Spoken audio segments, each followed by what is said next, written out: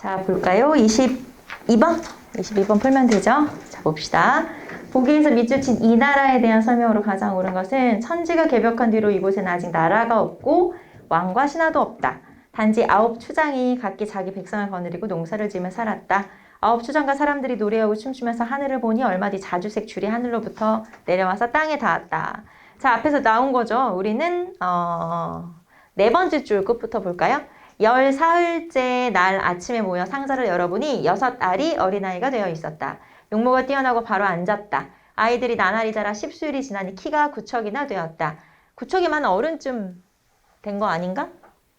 아마 그럴 거예요. 제가 지금 딱딱 그게 센치가 떠오르진 않는데. 자, 얼굴은 한 고조, 눈썹은 당의 요임금, 눈동자는 우의 순임금과 같았다.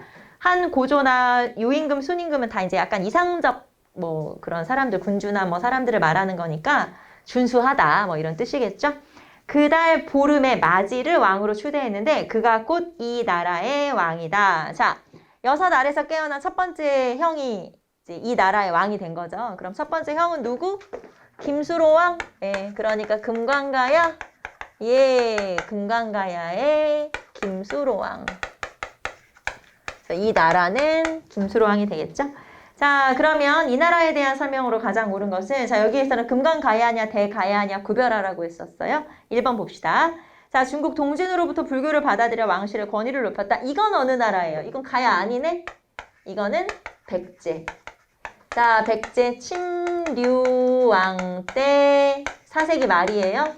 침류왕 때 동진의 마라난타로부터, 마라난타가 불교를 전해주죠. 그래서 동진의 마라난타에 의해서 불교 수용. 자, 4세기 말, 384년이니까 4세기 말이죠.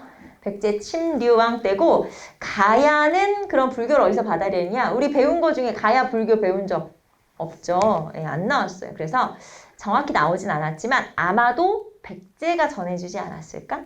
라고 추측만 해요. 예, 이런 것도 시험에 안 나오겠죠. 추측이니까. 그래서 잘 몰라요. 가야는 언제 어떻게 불교를 받아들였는지는 알 수 없지만 불교 국가였던 것 같긴 해요. 예, 그래서 잘은 모른다. 자, 그 다음에 두 번째. 재상을 뽑을 때 정사암의 후보 이름을 써서 넣은 상자를 봉에 두었다. 자, 정사암에다가 재상이 될 사람의 이름들을 쭉 적어서 상자를 딱 봉에서 놔. 그리고 좀 이따 가봐. 그럼 점이 찍혀 있다는 거예요. 그래서 이거는 그냥 이제 은유적, 상징적 표현인 거고, 실제로는 정사암 회의. 자, 사비예요. 부여. 지금으로 하면 부여. 사비에 호암사라는 절이 있고, 그 절에 정사암이라는 바위가 있대요. 그래서 이건 이제 상징적 표현인 거고, 그럼 백제죠? 백제. 백제의 귀족회의가 정사암 회의니까. 자, 3번. 큰일이 있을 때 반드시 화백제도를 통해 여러 사람의 의견에 따랐다. 자, 그럼 화백회의네. 자, 그러면 화백회의면 뭐 당연히 신라겠죠. 화백회의면 신라. 특히 화백회의에서 특징은 만장일치 제도라는 것도 한번 확인. 자, 철기를 만들 때 사용하는 덩이쇠를 화폐와 같은 교환수단으로 사용하기도 했다. 자, 일단 철이 많이 생산된다. 그래서 철 생산이 많다라는 걸 알 수가 있죠. 자, 삼안에서 철 생산이 많이 됐던 나라 어디였어요? 변안. 딱 그 자리에 가야가 생긴 거예요. 그래서 가야는 철이 많이 생산된다. 자, 그러면 철이 많이 생산되면 여기처럼 화폐처럼 철을 사용하기도 하고 철을 수출하기도 하죠. 자, 우리는 그러면 이것만 철 수출. 자, 그러면 철을 어디로 수출해요? 어디로? 자, 낭랑이나 대방이나 큐슈로 수출을 하게 되죠. 낭랑이나 대방은 한 군현이고 큐슈는 일본이죠. 그래서 낭랑 한 군현이거나 아니면 외가 일본이잖아요. 외로 수출한다. 그래서 낭랑이거나 외이거나 이런 지역으로 수출했었죠. 자, 그래서 가야. 자, 그러면 여러분 낭랑을 아까 쫓아낸 건 누구라고 했죠? 낭랑군을 축출한 건? 고구려 이천왕이랬죠. 고구려 이천왕이 낭랑을 축출하자. 가야 입장에서는 무역 상대국이 사라진 거예요. 그럼 경제적으로 어떻게 됐겠어? 약화됐겠지 뭐. 그래서 가야가 약화된 측면도 있어요. 교역 상대국이 사라져 버렸기 때문에. 자, 어쨌든 여기서는 요것만 기억하면 돼요. 철생산 만화, 요거 기억하면 돼요. 그리고 낭랑이나 큐슈로 수출해. 여기 이제 시험에는 잘 나오는 표현이니까. 자, 그래서 이 중에서는 그러면은 가야를 골라라. 4번 찾으시면 되겠죠. 4번 정답. 자, 23번 봅시다. 자, 미주진 이 나라에 대한 설명으로 옳은 것은, 자, 이 나라는 사만의 종족이며 지금 고령에 있었다. 건원 원년에 그 국왕 하지는 사신을 보내 남제에 공물을 바쳤다. 남제에서는 국왕 하지에게 보국 장군 본 국왕을 제수하였다. 자, 사만의 종족이며 지금 고령에 있대요. 자, 그러면 고령에 있는 나라니까 어디? 대가야. 그래서 고령의 대가야. 자, 이 고령이 가야의 중심지로 떠오른 건 언제? 5세기 후반에 후기 가야 연맹이 형성됐다고 했죠. 그래서 5세기 후반에 이렇게 이제 가야의 후기 가야 연맹의 중심지로 떠오르게 돼요.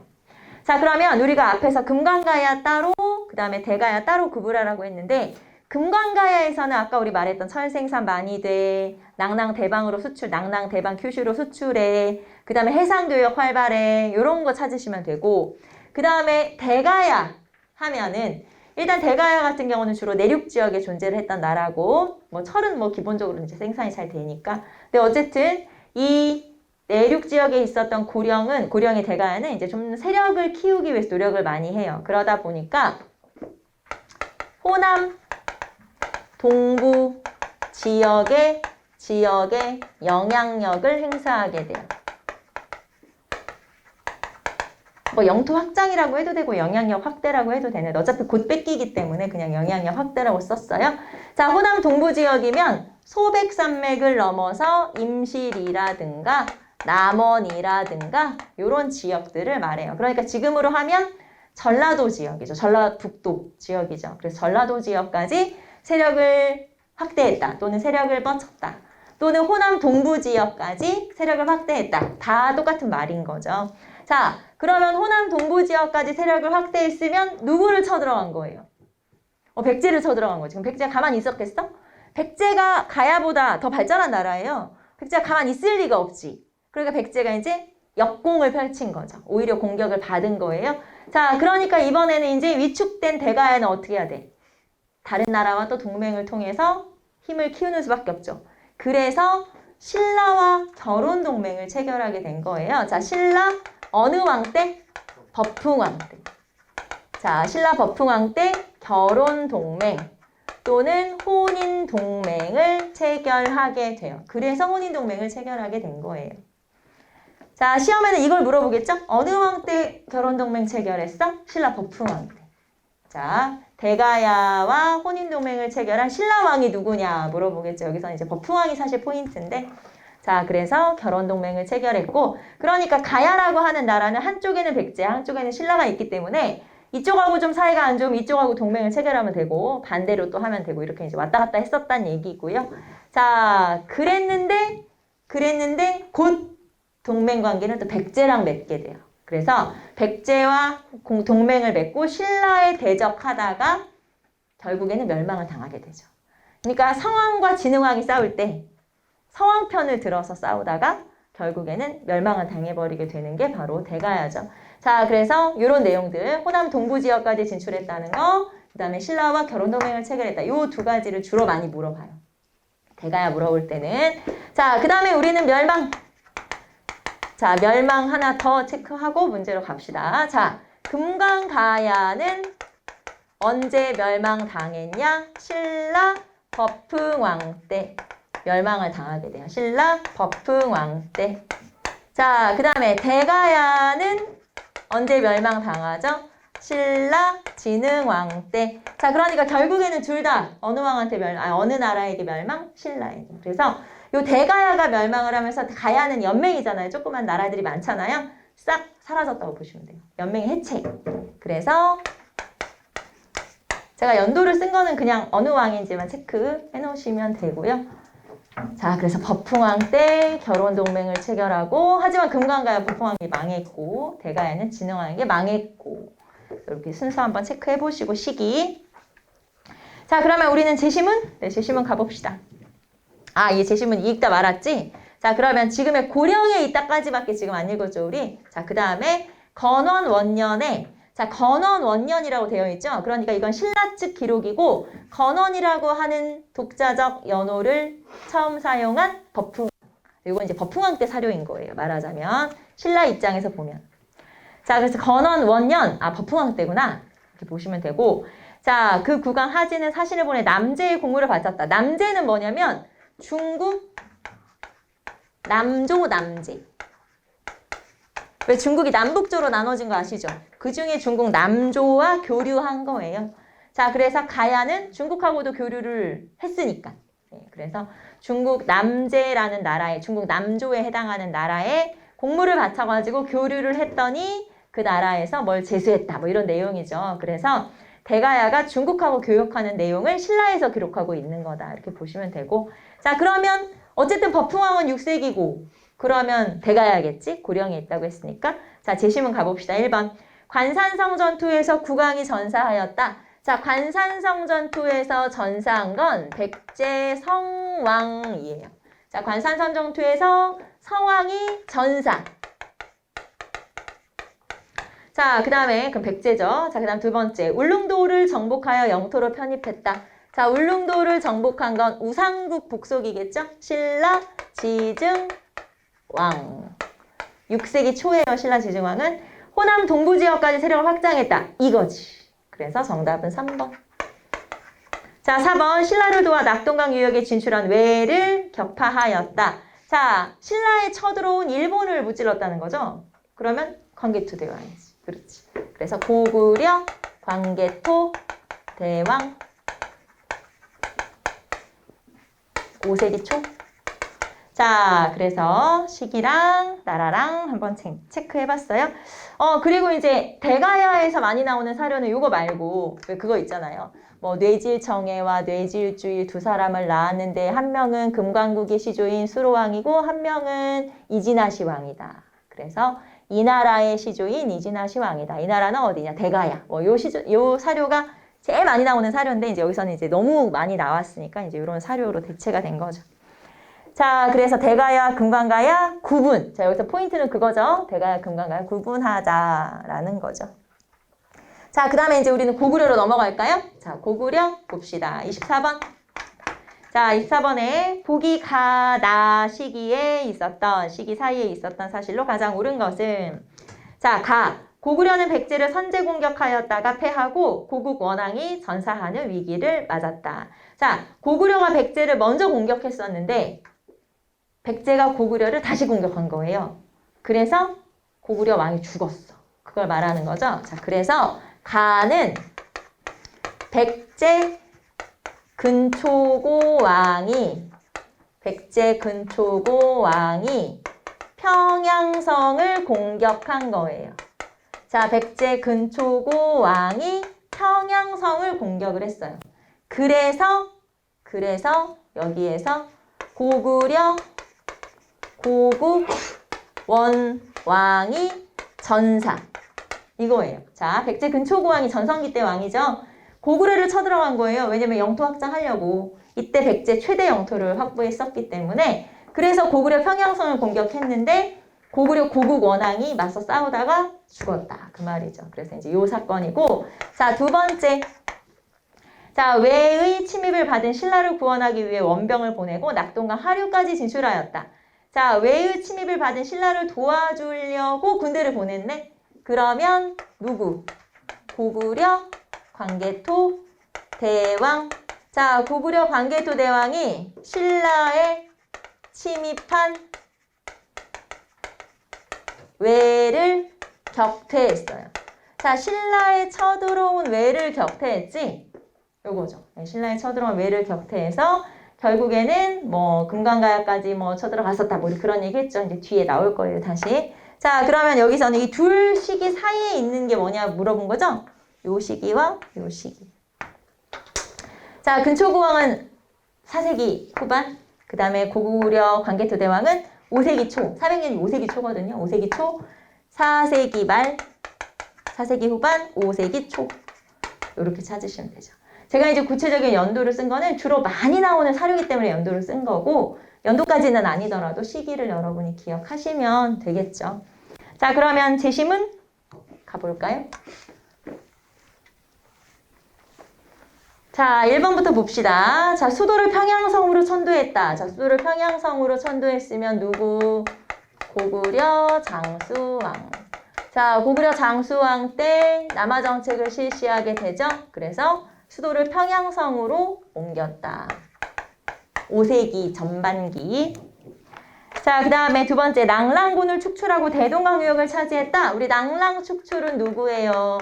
고구려 미천왕이죠. 고구려 미천왕. 자, 그래서 4세기 초. 자, 그 다음에 요서지방에 대해 선제 공격을 감행했다. 자, 요서지방에 대해 선제 공격을 감행했다는 건 우리가 먼저 쳐들어간 거잖아요. 자, 그때 수나라를 쳐들어간 거예요. 우리가 먼저. 수나라를. 그래서 요서지방을 먼저 공격했다. 왜? 수나라를 먼저 쳐들어간 거니까. 그래서 이거는 고구려 영양왕 때.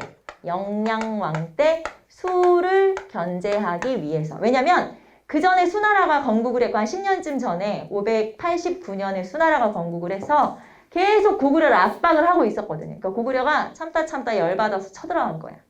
그랬더니 수 문제가 쳐들어왔었고 그때는 뭐 큰 싸움은 아니었다가 나중에 한 10여 년쯤 뒤에 다시 수 양제가 쳐들어와서 거기서 이제 살수대첩이 등장을 하는 거거든요. 그래서 여기서는 영양왕 때 7세기죠. 6세기 말이죠. 6세기 말. 자, 그 다음에 태학을 설립하고 율령을 반포하여 체제 안정화 정책을 실시했다. 자, 태학 설립, 율령 반포, 소수리망. 그래서 이거는 뭐 한 요때쯤? 그러니까 4세기 말쯤 되겠죠. 제가 연도를 썼지만 4세기 말.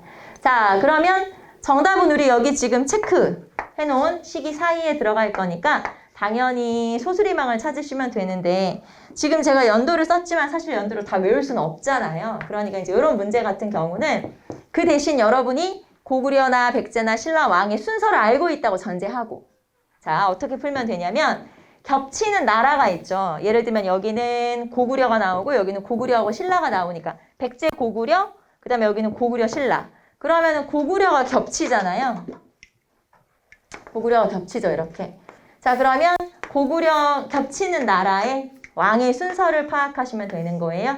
자, 고국 원왕 다음에 누구? 그 다음 광개토대왕이 들어가죠.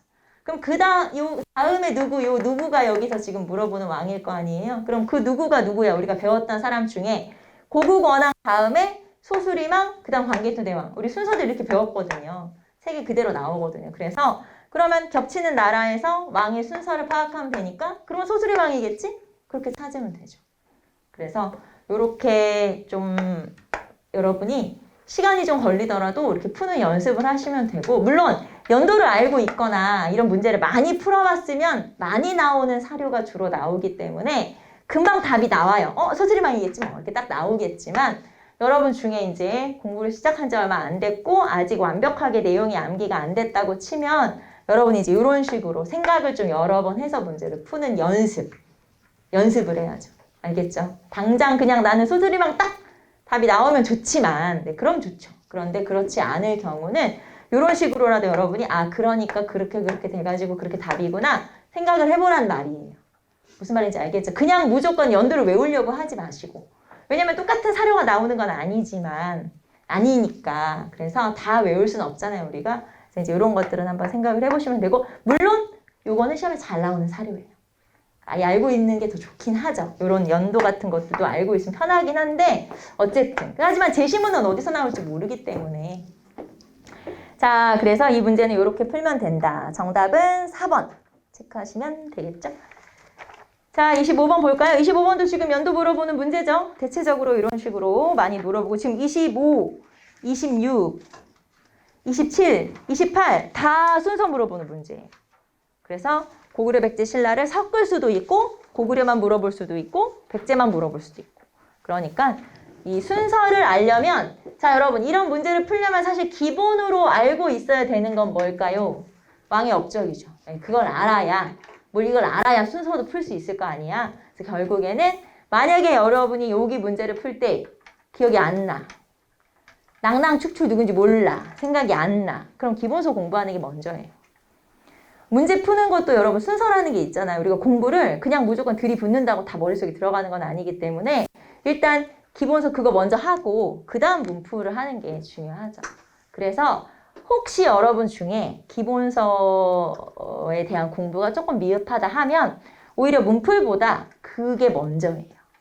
왜냐하면 문풀은 여러분이 내용만 잘 암기하고 있다, 알고 있다. 금방 할 수 있어요. 문제 푸는 건. 그리고 이제 문제 푸는 연습하는 건 금방 할 수 있지만 기본서 내용을 공부하는 건 시간이 좀 걸리잖아요. 말하자면. 그래서 만약에 지금 시점에 지금 11월이죠. 11월 오늘이 12일이라며 지금 시점에 요 내용 문제 푸는 게 잘 생각해봐. 나는 좀 힘든데? 난 아직 좀 암기가 덜 됐나? 그러면 비중을 그걸 더 많이 두란 이 말이죠. 문제 푸는 것보다. 요 복습은 사실 그냥 가볍게 보시고 그 다음에 그 문제 푸는 비중을 그 기본서 암기하는 비중을 더 두라. 그리고 이게 언제까지 우리가 계속 기본서를 살펴보면서 볼 수는 없잖아요. 맥시멈 12월 안에 12월 달까지 그러니까 한 달 조금 더 남았죠. 한 달 한 3주 남았겠지? 한 달 한 2주? 그 안에 어느 정도 기본서는 좀 봐둬야 돼요. 그러니까 1월 넘어가서 그때 이제 문제 풀면서 다시 기본서 가서 암기하면서 막 내용 정리하면서 문풀하면서 못해요. 그건 힘들어. 무슨 말인지 알겠죠? 그러니까 지금 할 거면 지금 해야 돼요. 11월, 12월 안에 어떤 과목이든 마찬가지예요. 한국사뿐만 아니라 다른 과목도 내용이 좀 내가 미흡하다. 그러면 요 2달 안에 어떻게든지 어느 정도는 좀 내용을 잡아둬야 돼요. 무슨 말인지 알죠? 1, 2월 가면 이제 늦어. 그럼 더 힘들게 돼요. 그때 다시 막 기본서 왔다 갔다 하면서 내용 암기하면서 하는 건 힘들다. 그러니까 요 안에 11월, 12월 안에 어느 정도는 만들어 놔야 돼요. 이제 그 뒤에 조금씩 부족한 건 조금씩 보완하면 되지만 여기서 이것도 안 됐는데 막 문제 푸는 거 힘들지 막 모의고사 보면서 막 이거 진짜 힘들다. 무슨 말인지 알겠죠? 그래서 이번 2달 11월, 12월 요 안에 해놔야 돼. 만들어 놔야 돼. 내 암기, 뭐 내 이 내용 정리 이거를 해놔야 된다. 다른 과목도 아마 제가 다 모든 과목이 다 똑같지 않겠지만 비슷할 거예요. 비슷하니까 그것도 좀 해놔야 해. 무슨 말인지 알죠? 선생님들끼리 이제 장난처럼 뭐라고 얘기하냐면 저 친한 선생님들끼리 뭐라고 얘기하냐면 이 기본서 10번 보면 합격이야. 그렇게 말해요. 장난처럼. 무슨 말이야? 내용을 확실하게 알면 다 풀 수 있는 거야. 무슨 말인지 진짜 이걸 10번 보라는 얘기가 아니라 기본서 10번 보라는 얘기가 아니라 그런 식으로 보는 거고 그리고 문풀 나왔으니까 문풀은 여러분이 왜 우리 초등학교 때 중학교 때 고등학교 때 문제풀이 하면 수능 대비 같은 거 하고 하면 어떻게 해요? 문제집 막 몇십 권 사서 풀지 않아요? 저도 그랬어요. 막 도장 깨기 이런 것처럼 막 내용이 일단 머릿속에 들어가든 안 되든 일단 많은 문제집을 사서 풀고 엄마에게 용돈을 타야 뭔가 좀 열심히 하는 것처럼 약간 느낌적 느낌으로 그쵸? 그럴 수 있었지만 이거는 그렇게 공부하면 안 돼요. 문제집 도장 깨기 아니야. 여기서는 같은 문제를 여러 번 반복해서 보는 게 더 중요해요. 무슨 말인지 알겠죠? 반복이 더 중요해요. 왜냐면 다 문제가 거기서 거기거든요. 그렇기 때문에 그러니까 문제를 풀면서 내용을 확실하게 알고 있는 게 중요한 거지 여러 개 문제를 많이 풀어보는 게 의미가 있는 건 아니거든요. 그러니까 수능시험하고 이건 다르다는 얘기예요. 유형 자체가 달라요. 무슨 말인지 알겠죠? 그래서 막 도장 깨기 식으로 여러 문제집을 내가 막 섭렵을 해가지고 막 2만제쯤 봐야겠다. 아무 의미가 없다. 무슨 말인지 알겠죠? 하나를 하더라도 확실하게 반복해서 보는 게 훨씬 좋은 방법이어서 문제집 같은 경우도 여러 번 반복해서 보세요. 사람이 진짜 희한한 게 틀린 거 꼭 또 틀려. 그리고 꼭 헷갈리는 내용 있죠? 또 헷갈려. 계속 헷갈려. 저 아시죠? 암살과 영화 그 뭐니? 밀정. 아직도 헷갈리잖아. 아직도 헷갈려. 암살하고 밀정. 누가 나오는 게 암살이지? 지금도 헷갈려. 그래. 사람이 한 번 헷갈리기 시작하잖아? 계속 헷갈려. 그래. 전지현 나오는 게 암살이니 밀정이니? 내가 맨날 물어보거든. 학생들한테도. 지금도 헷갈려. 그러니까 사람이 헷갈리면 진짜 계속 헷갈리거든요. 한국사 내용도 마찬가지예요. 그러니까 여러 도장 깨기 하는 것보다 한 개를 보더라도 반복해서 보는 게 훨씬 좋다. 알겠죠? 그래서 그런 것들은 이제 여러분 공부하는 팁이라고 할까요? 사실 여러분이 공부하는 방법까지 다 알고 있는 건 아니기 때문에 제가 이제 생각나면 이런 것들 여러분한테 말씀드리도록 할게요. 자, 봅시다. 너무 반가워서 그래. 말이 많아졌어. 반가워서 그래. 너무 오랜만에 봐서. 우리 진짜 한 달쯤 만에 본 건가? 그쵸? 되게 오랜만에 본 거지? 그러니까 반가워서 그래. 자, 그러면 25번으로 갈까요? 우리 24번까지 봤죠? 25번 봅시다. 자, 다는 고구려 발전 과정을 시기순으로 나열한 것이다. 나에 들어갈 내용으로 옳은 것만 보기에서 모두 고른 것은, 자, 가부터 볼까요? 낙랑군을 차지하여 한반도로 진출하는 발판을 마련하였다. 자, 가 보시면 낙랑을 축출했다. 자, 낙랑을 축출했죠? 그래서 원래 서안평 점령, 그 다음에 낙랑 축출. 자, 낙랑군을 축출했다는 건 한반도에 있었던 중국 세력을 완전히 쫓아내면서 고조선의 옛 땅을 회복했다. 이렇게 볼 수 있어요. 자, 그러면 미천왕이죠? 미천왕은 4세기 초? 4세기 초가 미천왕이고요. 원래 이 전까지만 하더라도 고구려 같은 경우는 한반도 위에 있었어요. 만주 지역을 중심으로 하고 있다가 이제 한반도 지역으로 진출한 거예요. 이 낙랑을 축출하고 하면서. 자, 그 다음에 가운데 나가 있고 다로 가면 되겠죠? 다 볼까요? 자, 평양으로 도읍을 옮기고 백제의 수도인 한성을 함락하였다. 자, 평양천도. 평양천도는 5세기 전반. 그 다음에 한성 함락. 자, 한강 유역을 빼앗아간 건 5세기 후반. 그래서 장수왕. 장수왕은 뭐 5세기죠. 지금 시기가 다르니까. 물론 여기 서안평도 좀 다르긴 한데 의미는 없으니까. 자, 그래서 평양천도 한성 함락. 이렇게 보시면 되겠죠. 자, 그러면 요 사이에 들어갈 왕이 누구냐라고 물어본 거죠. 요 사이에 들어갈 업적이 누구냐. 자, 그러면 여기는 장수왕이고 미천왕이니까 이 사이에 누가 들어가면 될까요? 그냥 우리는 제시문 보기 전에 그냥 왕 한번 쭉 이렇게 보시면 요 사이에 누가 들어가면 되냐면 고국 원왕 들어가고 그 다음에 소수리망 장개토대왕. 우리 한번 써본 거예요. 왜냐면 실제로 문제 풀 때는 아마 여러분이 탁탁탁 생각이 나요. 지금은 여러분이 좀 어렵다고 생각할 수 있지만 나중에 문풀 많이 하면 나중에 시험장 가기 전에는 딱 생각이 나. 미천왕, 장수왕 사이에는 이렇게 들어가지. 몇 세기인지 또 딱 기억이 날 거고. 자, 그러면 우리는 제시문 가볼게요. 기억. 태학을 설립하였다. 자, 태학 설립은 소수리망. 자, 그 다음에 진대법을 도입하였다. 진대법은 고국 천왕. 자, 고국 천왕은 2세기예요. 소수리망은 4세기 말이고. 자, 그 다음에 천리장성을 축조하였다. 자, 천리장성 축조는 좀 설명이 필요하죠. 자, 수나라가 아까 쳐들어와서 살수대첩 있었죠? 자, 그런데 우리가 이겼잖아.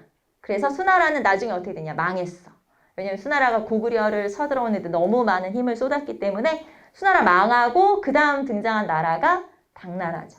그래서 이제 당나라랑 교류를 하는데 처음에는 뭐 사이가 뭐 그렇게 나쁘진 않았어요. 그런데 그래도 혹시 모르니까 천리장성을 쌓게 된 거죠. 자, 그러면 천리장성은 결국에는 누구를 견제하기 위해서? 당을 견제하기 위해서요. 이거 시험에 가끔 나와요. 천리장성은 수를 견제했다 땡. 알죠? 당을 견제한 거예요. 수는 이미 망했으니까. 자, 그러면 천리장성은 어디에서부터 어디까지냐면 부여성에서 비사성까지. 부여성에서 비사성까지. 그러니까 고구려가 있으면 이게 요동, 요서, 요 경계에다가 이렇게 딱 세웠다는 얘기죠. 말하자면. 자, 그 다음에 천리장성은 자, 631년은 영유왕 때예요. 그 다음에 647년까지 647년은 보장왕 때죠. 그래서 영유왕에서부터 보장왕 때까지 이렇게 천리장성을 쌓게 되는데 자, 그러면 이 천리장성하고 천리장성에서 또 하나. 자, 이 천리장성을 쌓는 책임을 맡은 사람이 연개소문이었어요. 근데 연개소문이 이 요동 지역에서 천리장성을 쌓는데 그 지역을 이제 관할하는 역할을 했잖아요. 그러다 보니까 이 요동 지역에서 이제 세력을 갖게 된 거죠. 그래서 세력을 막 키워서 결국에는 정변을 일으키게 돼요. 그래서 연개소문의 정변. 자, 연개소문 뭐 하던 사람이냐면 천리장성 쌓던 책임을 맡았던 사람이고, 자, 연개소문이 정변을 일으켜서 결국에는 대망리지라는 자리에 오르게 되죠. 대망리지라고 하는, 대망리지는 이제 수상이에요. 대망리지 자리에 오르게 되고 최고 권력자가 되죠. 자, 이렇게 권력자가 된 연개소문은 당나라에 대해서 좀 세게 나갔죠. 그랬더니 당나라가 쳐들어왔어. 그게 바로 이제 안시성 전투로 이어지게 되는 거죠. 그래서 지금 수나라부터 당나라까지 한번 쭉 여러분한테 그냥 말로 정리를 한번 해봤고, 자, 그래서 천리장성은 요 시기다. 자, 시기 물어봤으니까 영유왕에서부터 고장왕까지. 그러니까 7세기라고 보시면 되죠. 그냥 우린 7세기구나. 자, 그 다음에 신라를 도와 왜를 격퇴했다. 자, 여러분 신라를 도와 왜를 격퇴했으면 광개토대왕이겠지?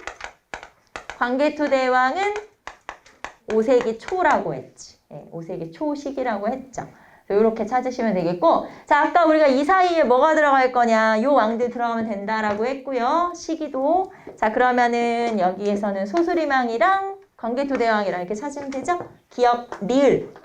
기역 리을은 2번. 체크하시면 되겠네요. 정답은 2번. 자, 그 다음에 26번 봅시다. 자, 26번은 또 연표가 나와 있으니까 연표를 한번 체크해보고 문제를 풀어보도록 할게요. 자, 나와 있으니까 또 체크해봅시다.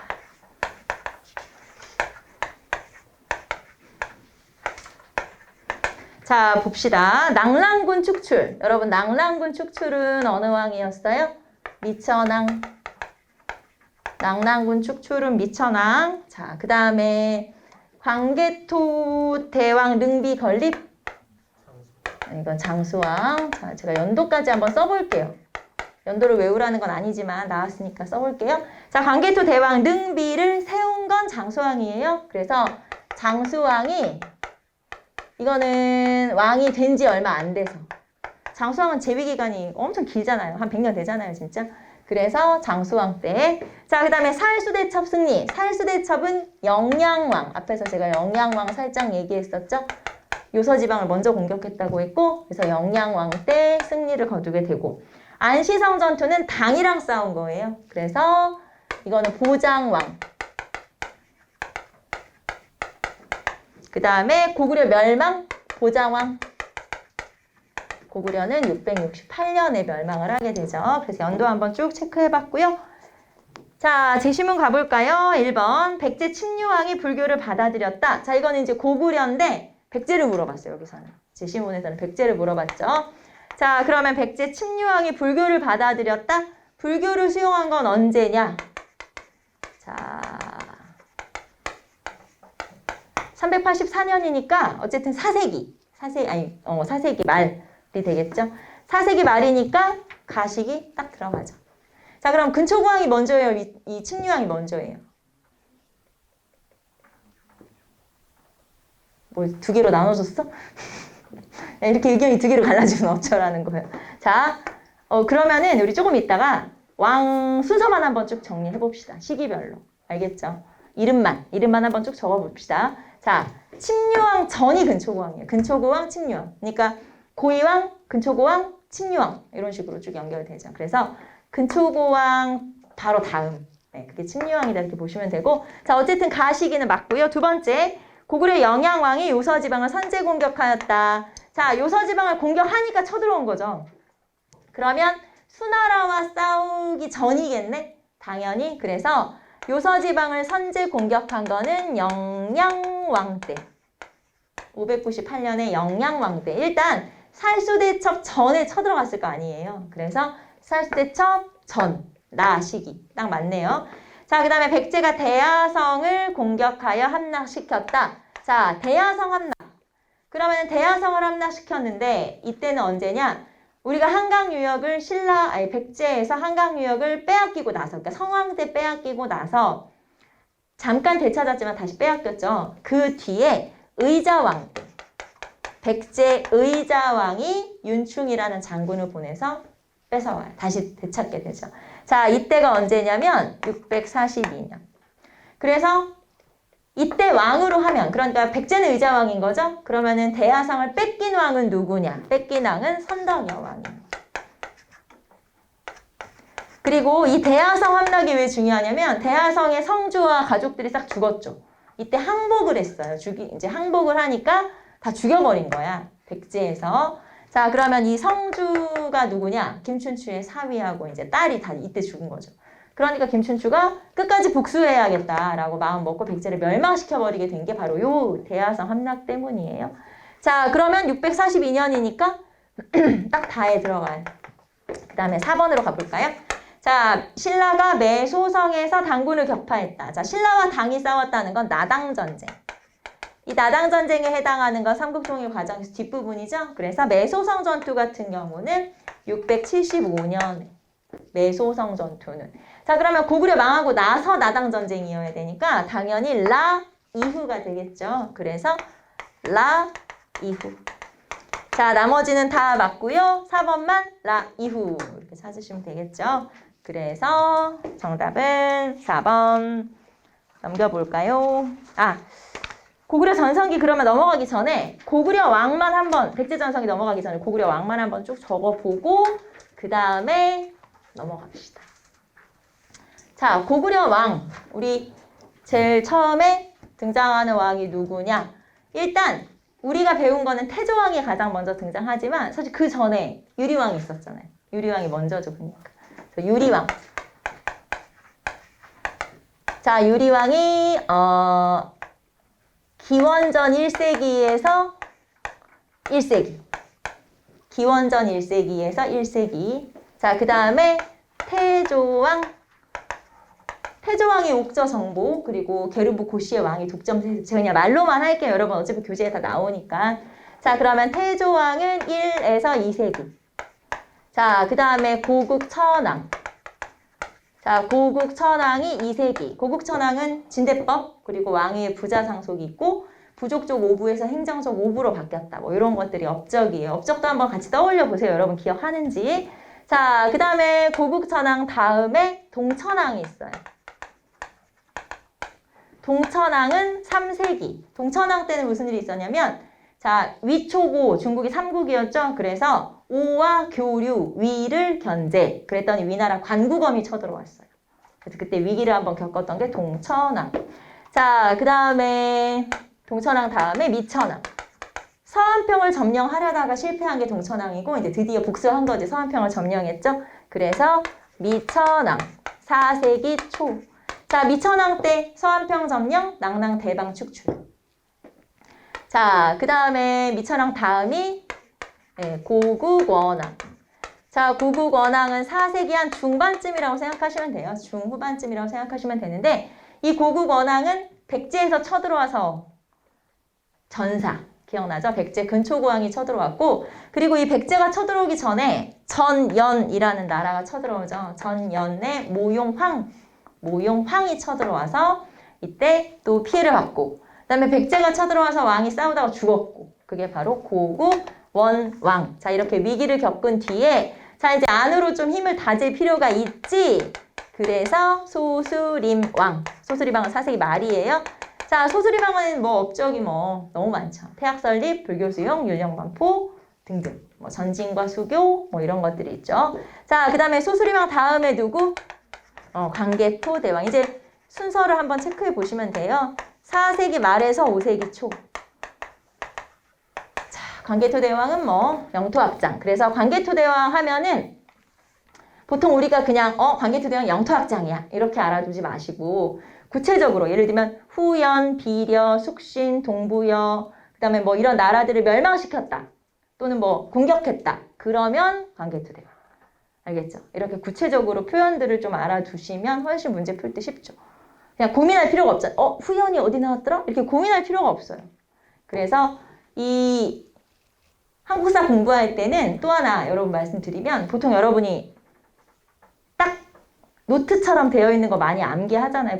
가지고 다니면서 보기도 하고 하잖아요. 그거는 암기할 때 좋은 거고 실제로 시험은 단답형으로 나오기보다는 문장으로 표현이 되기 때문에 기본서를 읽어보시는 게 훨씬 더 나중에 시험에 가까워지면 도움이 많이 돼요. 문장으로 되어 있는 거로 읽어봐야지 그냥 단어로 되어 있는 것만 읽어보면 이게 연결이 안 될 때가 있거든요. 그래서 가지고 다니면서 암기하거나 우리가 공부할 때는 그 노트가 편하죠. 암기 노트 같은 거 많이 있잖아요. 그런 게 편하지만 나중에 시험 보기 전에 시험이 이제 막 한 달쯤 남았어. 그러면 이제 그 서술형으로 좀 봐두는 게 중요하다. 그래야 바로바로 연결할 수가 있기 때문에. 무슨 말인지 알겠죠? 그래서 그것도 공부하는 방법 중에 하나예요. 자, 어쨌든 관계토대왕이 있고요. 자, 관계토대왕은 뭐 신라에 침입한 일본 격퇴 뭐 이런 거. 자, 그 다음에 장수왕이죠. 장수왕은 평양천도, 남하정책, 그리고 한성, 함락 뭐 등등 중원고구려비 다 들어가죠. 관계토대왕 릉비를 세운 것도 장수왕이고. 자, 그 다음에 장수왕 다음 왕이 문자왕. 자, 문자왕은 5세기 말이고요. 최대 영토를 확보하게 돼요. 최대 영토. 그래서 부여를 완전히 복속한 게 문자왕이고. 자, 그 다음에 이제 요 사이에 뭐가 들어가냐면 양원왕, 평원왕, 안원왕 이런 원왕들이 들어가요. 의미 없다. 자, 왜냐면 6세기니까 고구려가 약해졌을 때죠. 자, 그 다음에 등장하는 왕이 이제 중간에 점점점이 있고 그 다음에 등장하는 왕이 우리 앞에서 살펴봤던 영양왕. 자, 영양왕 같은 경우는 6세기 말에서 7세기. 자, 이 영양왕 때가 살수대첩이에요. 수나라랑 싸웠던 살수대첩이니까 알아두시고. 자, 그 다음에 이제 영유왕이 나오면서 연개소문이 정변을 일으키고 그 다음에 마지막 왕이 보장왕. 물론 시험에는 당연히 관계토대왕, 장수왕과 소두리왕이 제일 많이 나오긴 하죠. 하지만 순서를 물어볼 수도 있기 때문에 순서 한번 체크해 본 거예요. 그래서 체크 한번 순서. 그냥 저는 막 이렇게 하기도 했었는데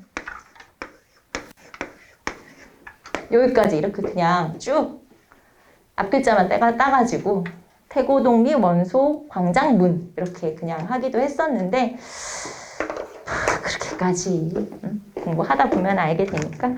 자, 그래서 여러분하고 이번 시간에는 고구려까지 한번 정리했고요. 자, 우리 이제 오후에 와서 백제 이어서 가도록 할게요. 점심 맛있게 드시고 이따 봅시다.